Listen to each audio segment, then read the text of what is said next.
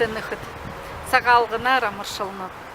Этот древний праздник нашего бурятского народа стал в Иркутской области общественно значимым событием, потому как его постулаты добра и мира понятны каждому человеку, независимо от национальности и вероисповедания. И в первый день белого месяца от всех жителей Усть-Ордынского бурятского округа желаю вам счастья, процветания, успехов во всех ваших начинаниях. Саган Гарар, Сагалганар.